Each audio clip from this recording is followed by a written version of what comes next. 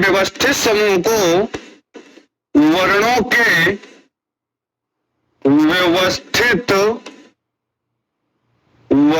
व्यवस्थित समूह को वर्णमाला कहते हैं। तो वर्णमाला की डिफिनेशन क्या हो गई? वर्णों के व्यवस्थित समूह को वर्णमाला कहते हैं। ठीक है, सभी को आवाज प्रॉपर आ रही है? कमेंट करिए बच्चा। और किसी को भी कोई डाउट हो, कोई क्वेश्चन हो तो आप कमेंट कर दीजिएगा। आपकी एक एक डाउट का सॉल्यूशन यहाँ पे दिया जाएगा। ठीक है, क्लास में पढ़ते समय कॉपी पर लेकर के बैठिए। जो भी आपको दिक्कत और नहीं समझ आए उसको तुरंत नोट करिए, क्योंकि जितना ज्यादा आप कॉपी पे लिखेंगे उतना ही ज्यादा आपके दिमाग पर लिखेगा। अगर जितना ज्यादा आप कॉपी कोरी रखते हैं उतना ही ज्यादा आपका दिमाग कोरा बने रहेगा, टेंशन फ्री। इसलिए ज्यादा से ज्यादा कॉपी पे लिखिए तो आपके दिमाग पर लिखता रहेगा। ठीक है, लिखने से चीजें विधिवत बनती रहती, याद हो जाती हैं। ठीक, इसलिए सभी लोग कॉपी पे लेकर के जरूर बैठेंगे, थोड़ा बहुत पेन चलाते रहेंगे। ठीक है, तो सबसे पहले ध्यान देंगे वर्णमाला टॉपिक है। तो वर्णमाला क्या होती है? वर्णों के व्यवस्थित समूह को वर्णमाला कहते हैं। व्यवस्थित क्या होता है बच्चा? व्यवस्थित आप लोग समझते होंगे, मतलब सीरियलाइज क्रम से, इसको कहते हैं व्यवस्थित।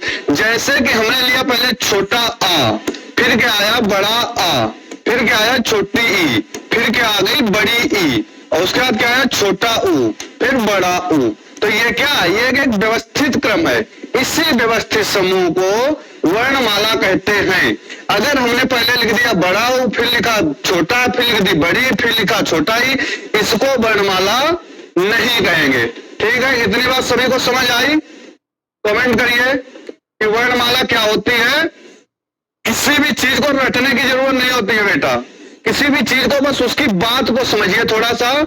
क्या बात होती है कि उसमें जैसे हमने कहा वर्णमाला, तो वर्णमाला के वर्णों की माला हो। कैसी माला? व्यवस्थित माला, एक क्रम से माला। ठीक, तो बस वही परिभाषा हो गई, यानी वर्णों के व्यवस्थित समूह को वर्णमाला कहते हैं। ठीक, यहां तक सभी को क्लियर है? ओके। ठीक, फिर हम लोग कहेंगे कि वर्णमाला बहुत सारे बच्चों ने पढ़ रखा है। बताइए वर्णमाला के कितने प्रकार होते हैं? सभी कमेंट करेंगे जल्दी से जल्दी कि वर्णमाला के कितने प्रकार होते हैं। कमेंट करिए सभी जल्दी से जल्दी। कुछ टीचरों ने पढ़ा के रखा है, कुछ बच्चों ने भी पढ़ के रखा कि वर्णमाला के 2 प्रकार होते हैं। लेकिन बेटा इस बात को ध्यान रखिएगा, हिंदी में वर्णमाला केवल एक ही प्रकार की है। वर्णमाला के 2 प्रकार या 4 प्रकार नहीं है, लेकिन सबने पढ़ रखा है कि वर्णमाला के 2 प्रकार है। इसलिए हमको जो है बात को सिस्टमेटिक ढंग से समझना चाहिए, और जो भी परीक्षा में एक विशेष बात का ध्यान रखना चाहिए कि क्वेश्चन क्या कह रहा है, उसकी भाषा को जरूर अच्छे से पढ़ना चाहिए। अगर आप भाषा को अच्छे से नहीं पढ़ते तो क्वेश्चन गलत हो जाता है, इसलिए भाषा को अच्छे से पढ़ना चाहिए। जैसे कहा हिंदी में वर्णमाला के कितने प्रकार है, तो वर्णमाला का केवल एक ही प्रकार है।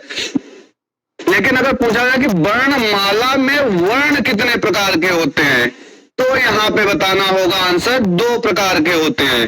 ठीक, तो इस बात को ध्यान रखेंगे, वर्णमाला का कोई प्रकार नहीं होता है, लेकिन वर्णमाला में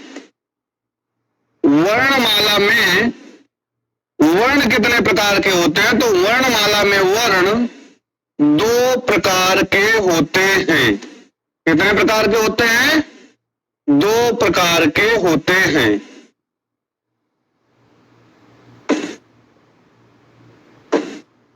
वर्णमाला में वर्ण कितने प्रकार के होते हैं, तो वर्णमाला में वर्ण 2 प्रकार के होते हैं।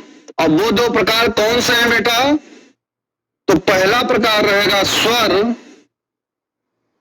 और दूसरा प्रकार क्या रहेगा? तो दूसरा प्रकार रहेगा व्यंजन।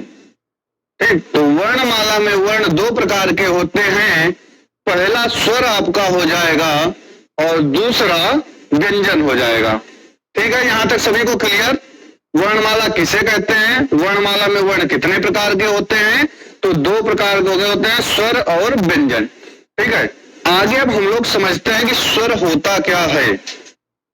ठीक है, तो हम लोग समझेंगे स्वर क्या होता है। तो स्वर वह सार्थक ध्वनि होती है जिसका उच्चारण स्वतंत्र होता है। स्वर क्या होता है?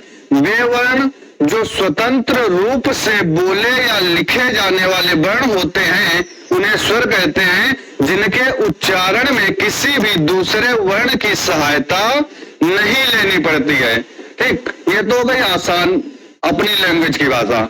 जो किताब की भाषा होती है उसको भी अब समझना जरूरी है, क्योंकि अब आप लोग देख रहे हैं क्वेश्चन आने के साथ साथ में क्वेश्चन का जो है वो पैटर्न चेंज हो रहा है, तो आपको उस हिसाब से अपने आप को अपडेट रखना चाहिए। जैसा कि अब आता है कि परिभाषा सीधे दे देता है, उसमें पूछ लेता है कि इसे क्या कहते हैं, तो आपको बताना पड़ता है। इसलिए क्वेश्चन के साथ साथ आपको परिभाषाओं पर भी ध्यान देना होगा।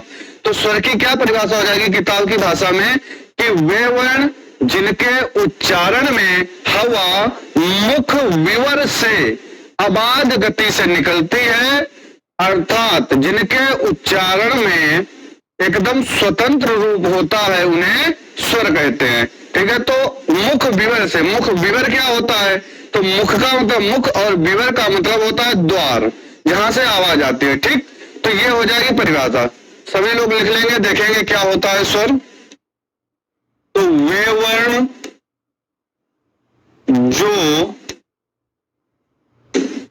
स्वतंत्र रूप से बोले या लिखे जाते हैं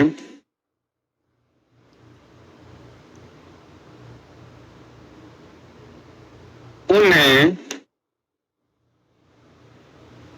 स्वर कहते हैं। उन्हें क्या कहते हैं? स्वर कहते हैं। जो वर्ण स्वतंत्र रूप से बोले या लिखे जाते हैं उन्हें स्वर कहते हैं। या किताब की भाषा में कहें तो वे वर्ण जिनके उच्चारण में हवा मुख विवर से, और विवर क्या होता है बेटा अभी हमने बताया, हम आपको एक एक वर्ण एक एक शब्द का अर्थ बताते चलेंगे। ठीक है, तो हवा मुख विवर से, मुख विवर क्या होता है? मुख यानी मुख और विवर का मतलब हुआ द्वार। ठीक, तो वे वर्ण जिनके उच्चारण में हवा मुख द्वार से अबाध गति से निकलती है, अबाध गति से निकलती है,